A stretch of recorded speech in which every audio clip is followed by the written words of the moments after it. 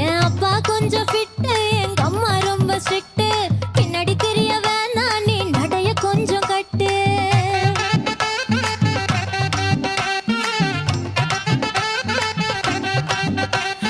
வண்டி மாட பூட்டி அந்த வாய்க்கா ஓர ஓட்டி ஊரை சுத்தி காட்டி உன்னை கூட்டின்னு போறேன் ஸ்வீட்டி. நான் ரொம்ப கோபக்காரி, நீ சுத்துற ஒரு மாதிரி. ஆடிக்காரு ஏறி நான் போக போறேன் சாரி. ஓ அப்படியா?